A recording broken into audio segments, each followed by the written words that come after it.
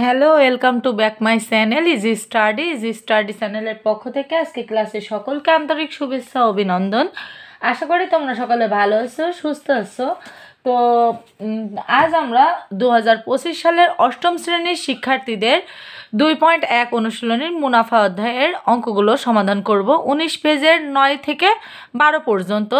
তো আজ প্রথমে যে অঙ্কটা আমরা করব 9 নম্বর অঙ্কটাতে দেওয়া আছে রিয়াজ সাহেব কিছু টাকা ব্যাংকে জমা রেখে 4 বছর পর 4,760 টাকা মুনাফা পান।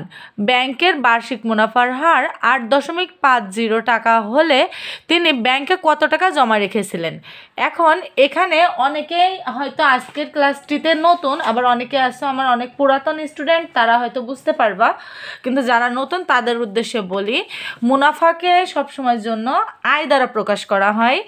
আর আসল বা যেটা জমা রাখা হয়, মনে করো তুমি তোমার একটা ব্যাংকে 500 টাকা জমা রেখেছো, তো ওরা শর্ত দিল যে 5 বছর পরে আপনি ওইটা 2000 টাকা পাবেন।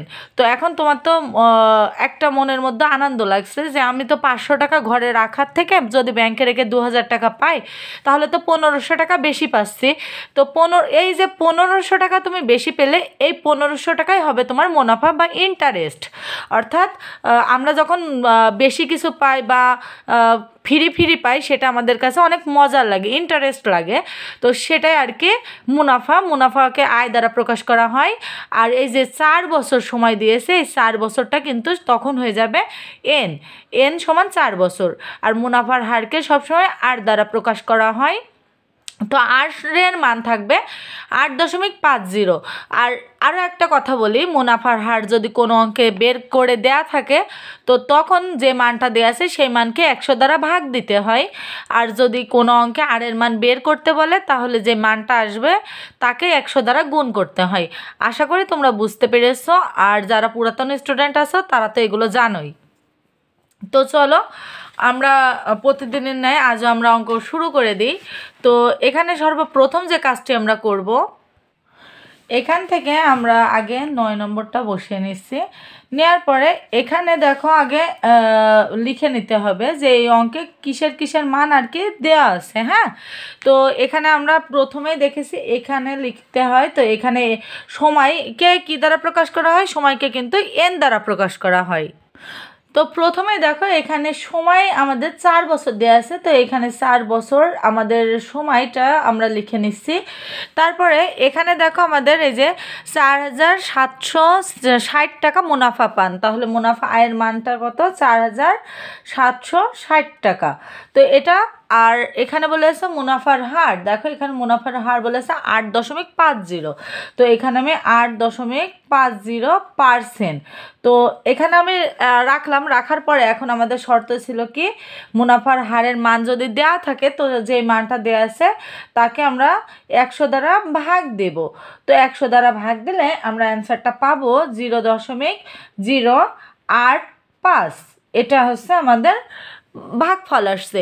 তো এখন দেখো আমাদের কি বের করতে বলেছে, এটা আমাদের আগে বুঝতে হবে অঙ্ক করার আগে। তো অঙ্কে আমাদের প্রথমে কিন্তু এখানে বলা হয়েছে তিনি ব্যাংকে কত টাকা জমা রেখেছিলেন। তার মানে আমি যে তোমাদেরকে একটু আগে উদাহরণ দিলাম যে মনে করো তুমি 500 টাকা ব্যাংকে রেখেছো, 4 বছর কি 5 বছর পরে তুমি 2000 টাকা পাবে, তাহলে তুমি কত টাকা জমা রেখেছিলে এখানে কিন্তু সেটা দেওয়া নেই। এখানে দেওয়া আছে যে তুমি এত টাকা 4 বছর পরে পেয়েছো। অর্থাৎ এখান থেকে তোমাদের আসলের মানটা বের করতে হবে। অর্থাৎ এই যে রিয়াজ সাহেব তার কত টাকা নিজের ব্যাংকে জমা রেখেছিল নিজের টাকায়, এটা হচ্ছে আসল। তাহলে এই যে যাকে বের করতে হবে সেটা অবশ্যই জিজ্ঞাসা চিহ্ন দিয়ে রাখতে হবে। তো জিজ্ঞাসা চিহ্ন দিয়ে রাখলাম। রাখার পরে এখন দেখো আমাদের কি করতে হবে, এখন যেহেতু পির মান বের করতে হবে, তো পি হট, এখন সরল মুনাফার সূত্রটা আমরা জানি যে আই সমান সমান পি আর এন। তো এখানে থেকে যদি পির মান বের করতে হয়, আমরা জানি যার মান বের করতে হয় সেটা সবসময় বাঁ পাশে রাখতে হয়। তাহলে এখন ডান পাশে আছে, তাই আমরা সমীকরণটা আগে তৈরি করে নিই। তো এখানে এক সাইড আর এক সাইড চেঞ্জ করলাম, করার পরে দেখো এখন আমাদের যার মান বের করতে হবে শুধুমাত্র সেই জিনিসটা বাঁ পাশে রেখে বাদ বাকি সব কিছু অপোজিট পাশে নিয়ে যাব বিপরীত চিহ্ন যুক্ত করে। তো এখানে পি আর এন এটা কিন্তু গুণ আকারে আছে, তো পি যদি আমি এই সাইডে রাখি আর এনটা ওই সাইডে চলে যাবে আমাদের ভাগ আকারে। তো এখানে আমি ভাগ আকারে লিখে দিলাম, দেখো এখানে আই আর এখানে আর এন, তো এখানে রাখলাম। তো এখন দেখো এটা এখন আমরা এই সাইডে যে মানটা বসিয়েছি এই মান অনুযায়ী বসিয়ে দেবো। আয়ের মানটা ছিল 4760, আর এর মান পেয়েছিলাম 0.085, আর এনের মান 4 বছর। তো এটা যদি আমরা ক্যালকুলেশন করি আমরা কিন্তু দেখো এখানে যদি আরও ভেঙে ভেঙে আমরা ক্যালকুলেশনটা করি, এই দুইটা গুণ করলে আমরা পাবো 0.34। তো এইটা যদি এখন আমরা ভাগ করি, ভাগ করলে আমাদের অ্যান্সার আসবে 14,000। তো অঙ্কটা অনেক সহজ ছিল, আশা করি তোমরা বুঝতে পেরেছো। আর যদি বুঝতে না পারো অবশ্যই কমেন্ট করো, বুঝিয়ে দেওয়ার চেষ্টা করব। তো চলো এবার 10 নম্বর অঙ্কটা দেখি। 10 নম্বর অঙ্কটাতে বলছে শতকরা বার্ষিক যে হারে কোনো মূলধন 6 বছরে মুনাফা মূলধনের দ্বিগুণ হয় সেই হারে কত টাকা 4 বছরে মুনাফা মূলধনের 2050 টাকা হবে। তো এই অঙ্কর সব থেকে কঠিন একটা বিষয় হচ্ছে এই অঙ্কর ভাষা না বুঝতে পারা, মানে কি মান বের করতে হবে বা কোনটার মান দেওয়া আছে এইগুলো অনেক স্টুডেন্টই বুঝতে পারো না। তো আশা করি আজকের পর থেকে তোমাদের আর কখনো ভুল হবে না, আমি সমস্ত অঙ্কগুলোই খুব সহজভাবে বুঝিয়ে দেওয়ার চেষ্টা করছি। তো এখানে দেখো মুনাফা মূলধনে দেওয়া আছে, তো মুনাফা মূলধনে যদি দেওয়া থাকে তাহলে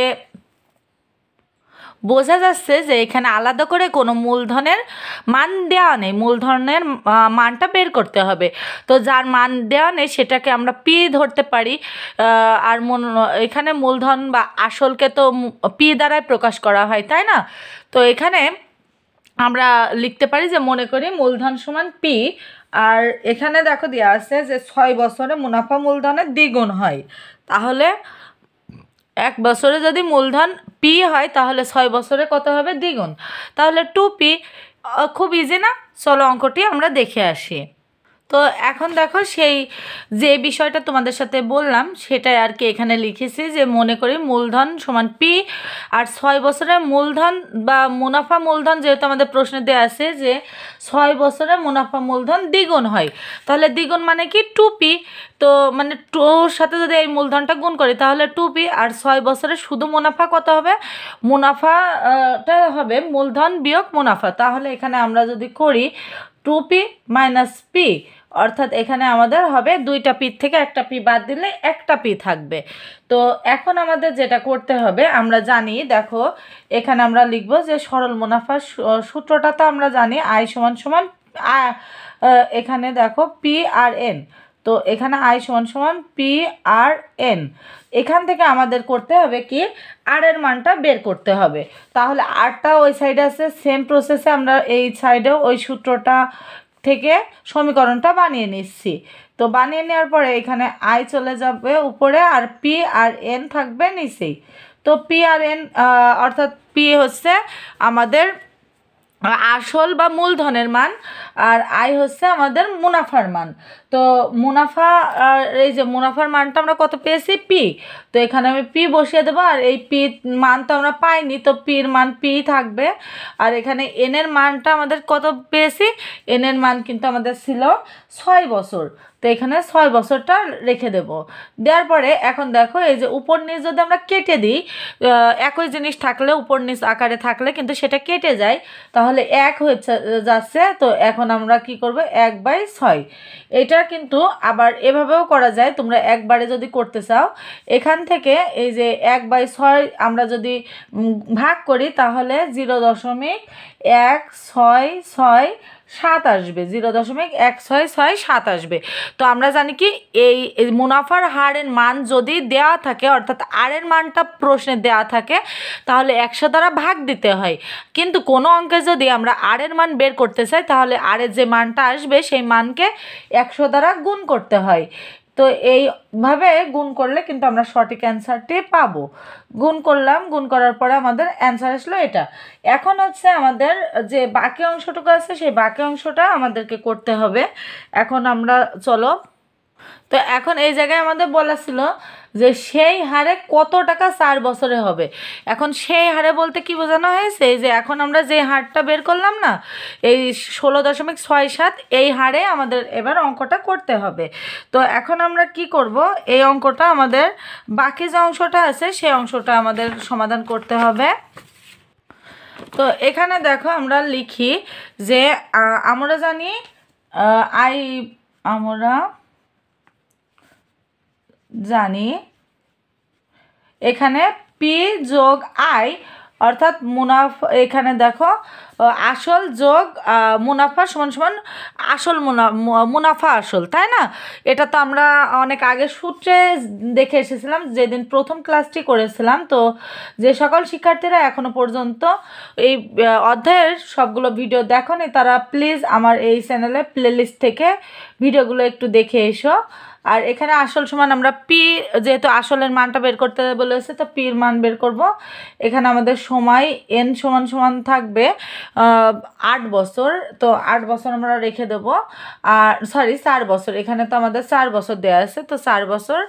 আর এখানে মুনাফা আসল এ, মুনাফা আসলকে এ দ্বারা প্রকাশ করা হয়, তো এ সমান সমান আমাদের দেওয়া আছে 2050। তো 2050টা আমি রেখে দিলাম। দেওয়ার পরে এখন আমাদের কি করতে হবে, এখন আমরা করব এই যে এখানে পি আছে, পি রেখে দেবো, প্লাস আই সমান সমান কি আমরা জানি আই সমান সমান পি আর এন, তাই না? আর এই এটা থাকবে। তো এখন দেখো এই দুইটার ভিতরেই কিন্তু পি আছে, আমরা জানি কোনো রাশি যদি উভয় দিকেই থাকে তাহলে সেখান থেকে কমন নেওয়া যায়। তো এখান থেকে আমি পি যদি কমন নিই এই দুইটার ভিতর থেকে, তো এখানে পি এ চলে আসলে এখানে 1 থেকে যায়, আর এখান থেকে যদি আমি পিটা কমন নিয়ে নিই তাহলে আর এন থেকে যায়।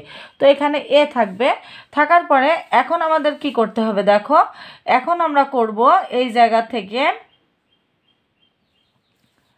পিটা রেখে দেব, 1 আছে এখানে, আর এন এই দুইটা কিন্তু গুণ আকারে ছিল, তো আর এর মান বলেছে ওই একই হারে, তাহলে আমরা ওখানে যে মানটা পেয়েছি সেই মানটা নিয়েই আমাদেরকে কাজ করতে হবে। তো এখানে 0.1667 গুণ 4, তো সমান এখানে আমাদের ছিল 2050। এখন তোমরা অনেকেই কোশ্চেন করতে পারো যে ম্যাম আপনি তো ওখানে পেয়েছিলেন এই যে এই সাইডটাতে, যে আপনি এই সাইডটাতে পেলেন 16.767, এটা আর এর মান, তাহলে আপনি ওখানে কেন এই যে 0.16667 দিলেন? তো এখন এই যে আমি এই মানটা পেয়েছি, একে যদি আমি ওই জায়গাতে আমাদের বসিয়ে এখানে যদি আবারও 100 দ্বারা ভাগ দিই তাহলে কি আমি 0.1667 পাই না বলো? এই অংশটা কিন্তু আমি এই সাইডে করে দিয়েছি, যা অর্থাৎ রাফ খাতায় করেছি, তোমাদের এটা আমি বুঝিয়ে দিলাম, তোমরা চাইলে এই সাইডেও করে নিতে পারো যে আর সমান সমান এখানে আমরা পেলাম 16.67। তো এই 16.67-এর মান তো আমরা পেয়েছি, আবারও একে আমরা 100 দ্বারা যদি ভাগ দিই তাহলে কিন্তু আমরা পাবো 0.1667, এই মানটাই কিন্তু আমি এখানে বসাচ্ছি। তো বসানোর পরে এখানে দেখো পি রাখলাম, রাখার পরে এখানে আমরা পেলাম 1 প্লাস 0.6668 সমান 0.50। তো এখন আমাদের যে কাজটি করতে হবে সেটা হচ্ছে এই পির মানেটা রেখে দিয়ে আমরা সম্পূর্ণ অংশটা ওই সাইডে নিয়ে চলে যাব, যেহেতু আমাদের পির মানটা লাগবে। আর আমরা জানি যার মান বের করতে হয় শুধুমাত্র সেই জিনিসটা বাদে সব কিছুই অপোজিট সাইডে চলে যায়। তো পির সাথে এই মানটা কিন্তু গুণ আকারে ছিল, ওই পাশে গেলে কি হয়ে যাবে ভাগ। তো এখন আমরা দেখাই যে 2050 রেখে দিলাম, 1.6668 রাখবো। রাখার পরে এখন আমাদের অ্যান্সার আসবে এই যে 1.12, তারপরে এখানে 29.90। তো এখন এই যে দশমিকের পরে যদি 5 বা 4-এর অধিক থাকে তাহলে কিন্তু আমরা পরবর্তী সংখ্যাটা লিখতে পারি, তাই না? তো এখানে আমরা এই যে পরবর্তী সংখ্যাটা এটা লিখতে পারি। অঙ্কটা অনেক সহজ ছিল, কিন্তু একটু বড় ছিল, যার কারণে হয়তো তোমাদের বুঝতে একটু অসুবিধা হতে পারে। তো তোমরা দয়া করে ভিডিওটা আরও একবার দেখে নিও, কারণ প্রথম তোমরা যেহেতু এই অঙ্কগুলো প্রথম করছো, তো সেক্ষেত্রে কিন্তু সমস্যা হতেই পারে।